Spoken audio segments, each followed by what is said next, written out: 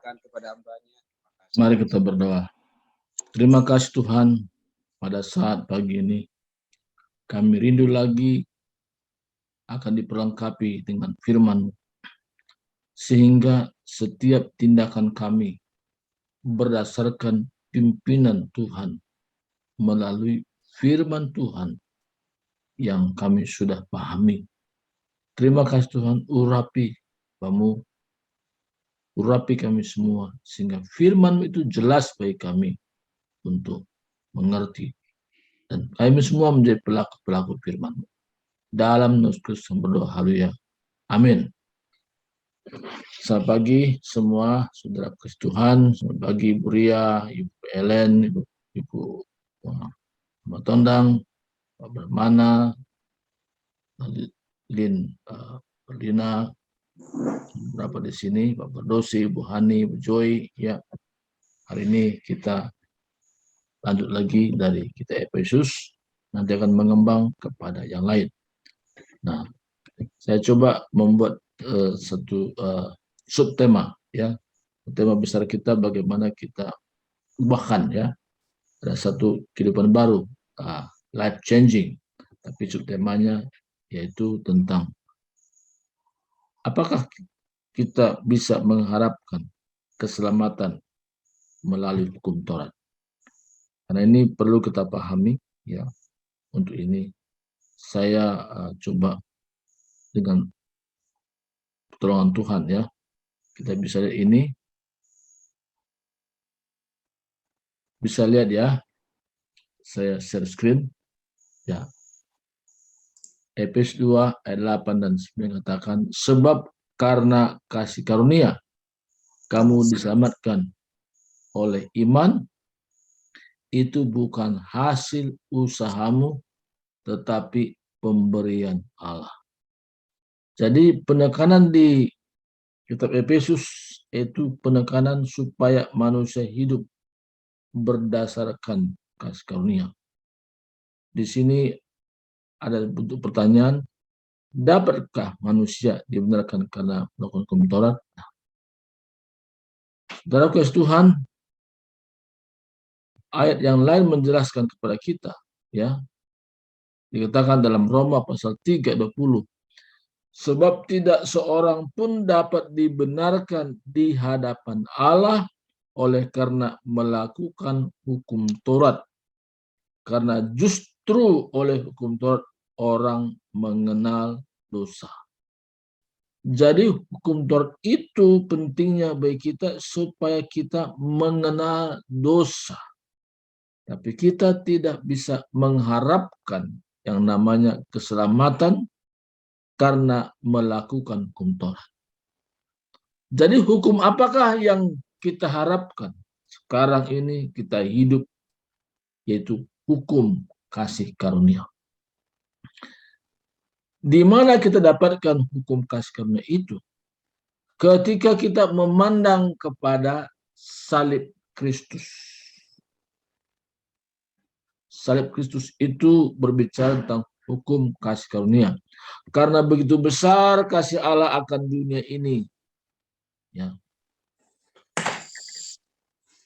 sehingga ia mengaruniakan anaknya yang tunggal, supaya setiap orang yang percaya kepadanya tidak binasa, melainkan beroleh hidup yang kekal. Kapankah peristiwa ini? Yaitu peristiwa di salib. Ketika orang memandang kepada Yesus dan apa yang dilakukan di salib, dia menyerahkan nyawanya menjadi tebusan bagi banyak orang. Di sanalah berlaku namanya hukum kasih karunia. Jadi tidak ada satu orang pun dibenarkan karena suatu perbuatan baik yang dilakukan yang berhubungan dengan keselamatan. Kalau gitu, penting nggak untuk berbuat baik dalam hidup ini? Penting. Ada dua jenis berbuat baik.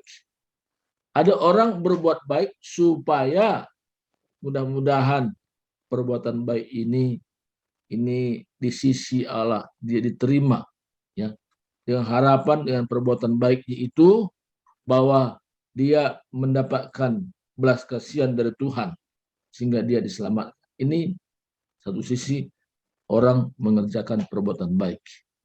Tapi bagi kita itu berbeda. Perbuatan baik yang kita lakukan tidak ada kaitannya supaya kita masuk surga. Perbuatan baik yang kita lakukan itu adalah semata-mata menunjukkan bahwa kita orang yang sudah diselamatkan. Melalui apa? Oleh iman. Jadi kita diselamatkan oleh iman. Yaitu Efesus 2 ayat 8 dan 9 dan 10. Ya. Jadi saudaraku, kalau kita memahami rahasia ini bahwa seorang pun dapat dibenarkan oleh Allah oleh karena melakukan hukum Taurat. Nah, kalau gitu apa tadi penting tadi hukum Taurat bagi kita? Supaya kita mengenal dosa.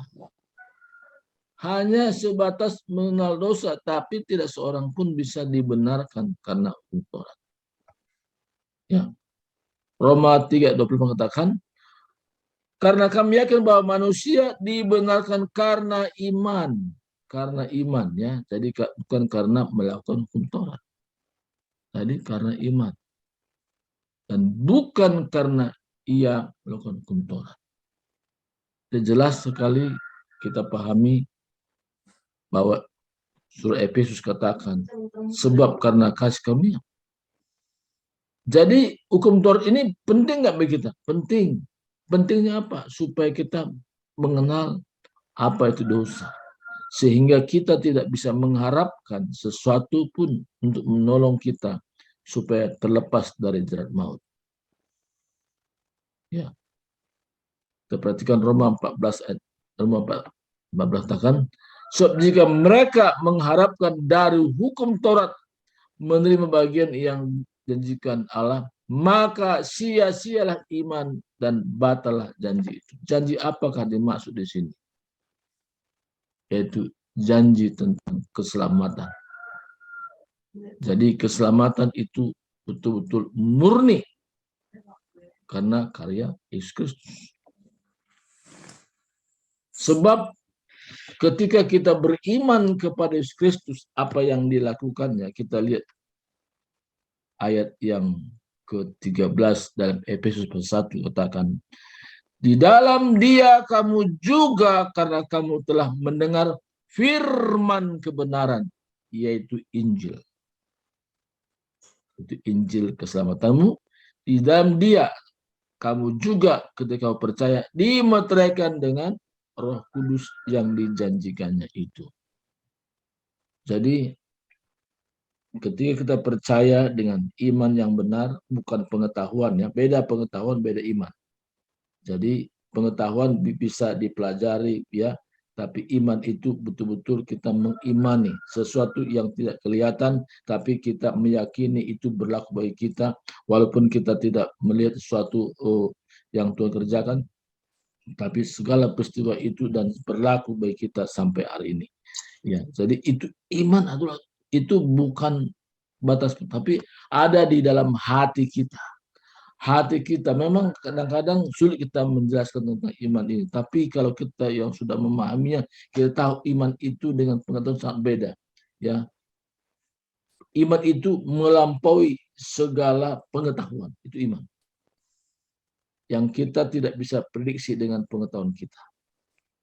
Jadi ketika kita beriman kepada Yesus Kristus dan juga Roh Kudus itu menjadi bagian hidup kita. Ketika percaya dimeteraikan dengan Roh Kudus yang dijanjikan itu. Kata dimeteraikan itu betul-betul melekat, menyatu. Nah, jadi dua hal ini menjadi bagian kita. Itu keselamatan itu sempurna dalam Yesus Kristus. Yang kedua, melalui iman kita, di mana Roh Kudus itu dimeteraikan di dalam hidup kita. Jadi kita tidak lagi berdoa supaya Roh Kudus itu kita undang terus masuk lagi, nanti keluar lagi. Enggak seperti itu. Roh Kudus itu sudah menyatu dengan kehidupan kita. Yang kita lakukan adalah bersyukur. Terima kasih Tuhan. Aku diselamatkan oleh karena anugerah atau kasih karunia. Dan Roh Kudus yang menjadikan itu juga sudah menjadi bagian dalam hidup saya. Dan Roh Kudus itu tinggal menetap di dalam hidup. Jadi kalau kita mengerti ini, waktu kita berdoa, kita banyak bersyukur kepada Tuhan. Kenapa kita bersyukur? Karena itu semua yang kita alami itu karena anugerah. Anugerah Tuhan di dalam hidup kita. Anugerah ini yaitu sifatnya satu pemberian. Ya, pemberian secara cuma-cuma. Tidak perlu membayar 1 sen pun. Itu anugerah. Jadi ini kita alami sendiri. Maka kalau orang sudah mengalami namanya anugerah dalam dirinya, kelihatan dari tindakannya, dia tidak banyak untuk mengeluh. Tidak. Tapi yang banyak bersyukur. Karena dia tahu mengucap syukur dalam segala hal. Sebab itulah yang dikehendaki Allah di dalam Yesus Kristus. Jadi kita mengucap syukur. Kalau kita misalnya mengeluh, apakah menambah sesuatu perbaikan bagi kita? Enggak. Justru kalau kita bersyukur dan bersyukur setiap saat, kita mengalami namanya sukacita yang melimpah. Saat kita bersyukur itu sama dengan kita sudah mempraktekkan firman, ya, di mana mengucap syukur dalam segala hal. Jadi bukan hanya hal senang, tapi hal-hal susah pun kita mengucap syukur, bukan karena kesusahannya itu, tapi kita mengucap syukur dalam kondisi susah pun yang kita sedang alami. Kita yakin dengan iman kita bahwa Tuhan tidak pernah tinggalkan. Tuhan tidak pernah membiarkan. Tapi Tuhan memberikan solusi. Masalah-masalah yang kita hadapi bagi Tuhan tidak ada yang besar. Semuanya menjadi kecil. Itu kita bersyukur. Kita kembali kepada pasal 1 Efesus itu. Ya. Ayat yang ke-15. Karena itu setelah aku mendengar tentang imanmu dalam Tuhan Yesus dan tentang kasihmu terhadap semua orang kudus, 16, aku pun tidak berhenti mengucap syukur karena kamu, dan aku selalu mengingat kamu dalam doaku. Paulus katakan kepada jemaat yang di Efesus. Dua hal yang menonjol dalam kehidupan jemaat Efesus, yaitu tentang iman dalam Tuhan Yesus, yang kedua tentang kasih terhadap semua orang kudus. Orang kudus ini adalah orang-orang percaya, orang-orang yang sudah memiliki iman yang benar. Jadi dua hal menonjol, yaitu tentang imannya dan tentang kasih. Jadi satu di yang lain mengalami bagaimana hidup dalam kasih. Ada saling menguatkan, ada saling membangun. Terlihat di situ. Perkataan-perkataan yang membangun, bukan melemahkan. Tapi perkataan-perkataan yang menyegarkan. Kenapa? Karena yang ada dalam diri orang-orang percaya itu, yaitu perkataan Kristus yang diam. Bukan lagi perkataan yang lain. Ya, tapi itu yang berdiam dalam dirinya, itu perkataan Kristus. Nah, maka dikatakan dalam surat lain, hendaklah perkataan Kristus yang berdiam di dalam hidupmu. Kenapa pentingnya perkataan Kristus itu diam dalam diri kita? Supaya kita menikmati bagaimana hidup yang sesungguhnya dalam dunia ini. Bukan hidup dalam keluhan, tapi hidup dalam ungkapan syukur. Karena firman atau perkataan Kristus itu membawa kita mampu mengucap syukur dalam segala keadaan, dalam segala situasi. Kita mampu mengucap syukur. Jadi kemampuan orang mengucap syukur bukan karena kekuatan secara fisik, tapi kekuatan secara rohani. Di dalam kehidupannya, dia sungguh-sungguh mengalami bagaimana Kristus hidup dalam dirinya. Dan bukan hanya sekedar kata-kata biasa, seperti orang katakan, hidupku bukannya aku lagi, tapi Kristus dalamku. Tapi itu bukan suatu kata-kata biasa, tapi memang satu pengalaman hidup.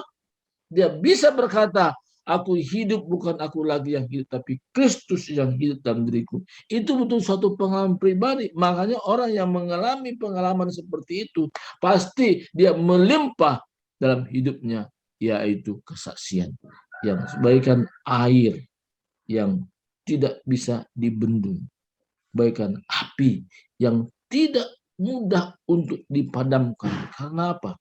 Karena benar-benar dia adalah orang percaya, bukan sekedar pengetahuan, tapi Kristus yang yaitu punya pengalaman yang dari hari ke hari.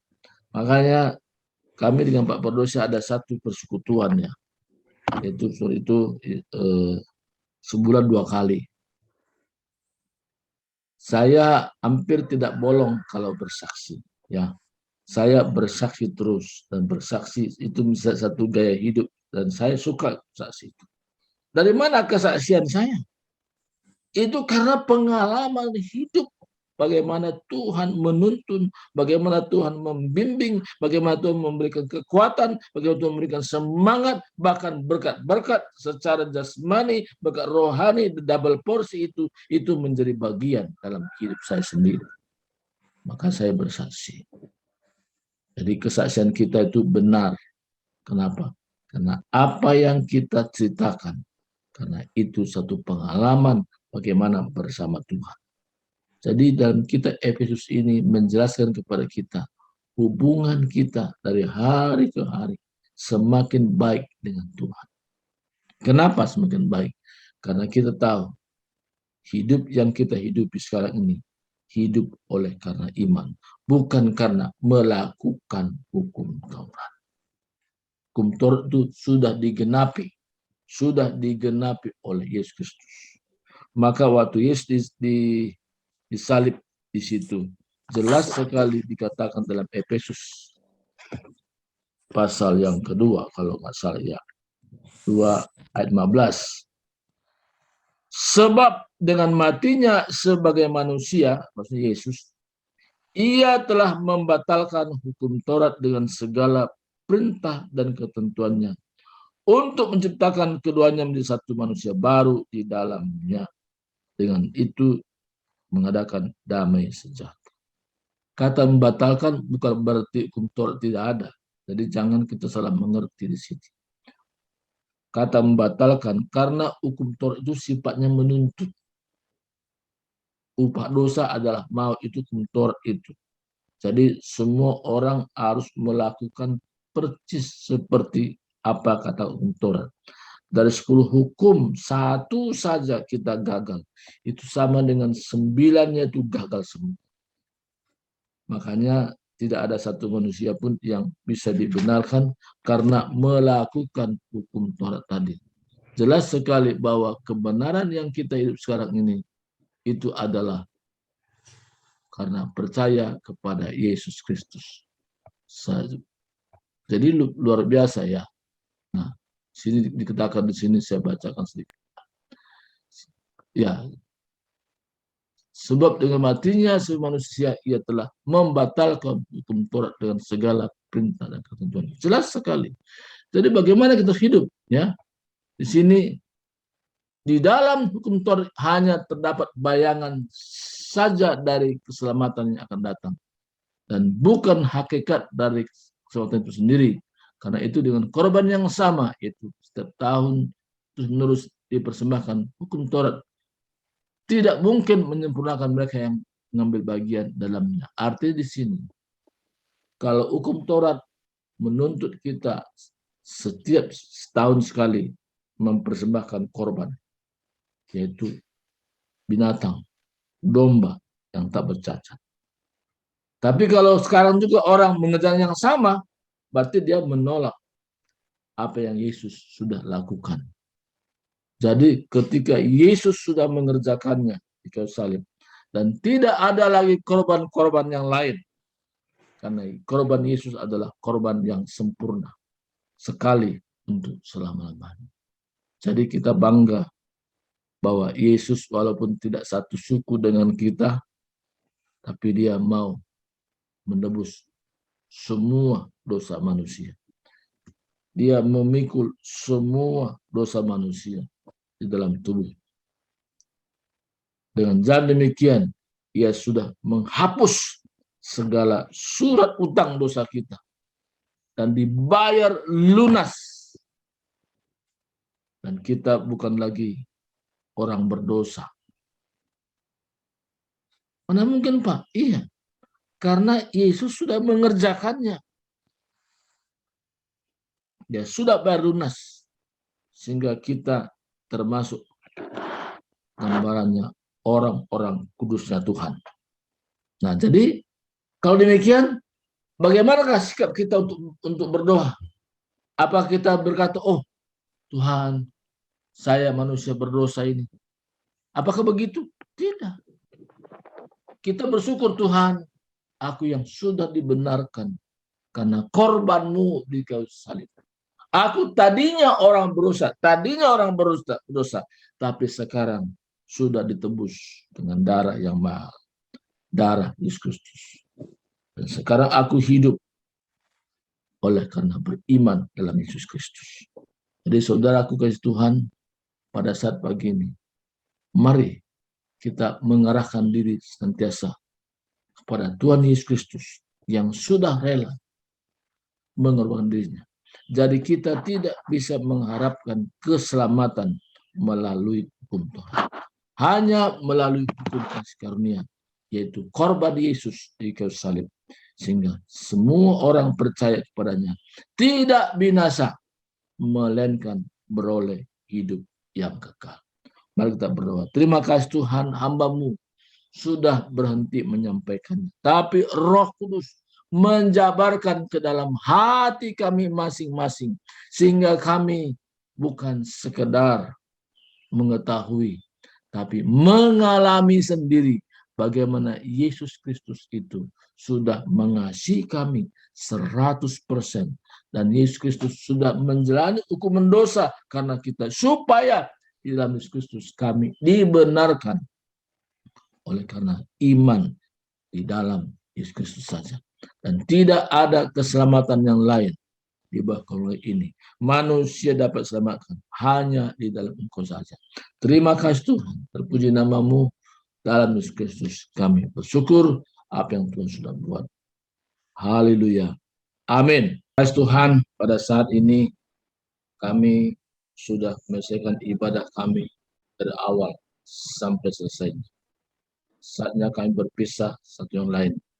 Kiranya berkat damai sejahtera, berkat sukacita, kasih Kristus, pimpinan kuat kuasa Roh Kudus menaungi kita dari saat pagi ini sampai selama-lamanya. Dalam nama Kristus kami sudah berdoa. Haleluya. Amin. Bapa, terima kasih.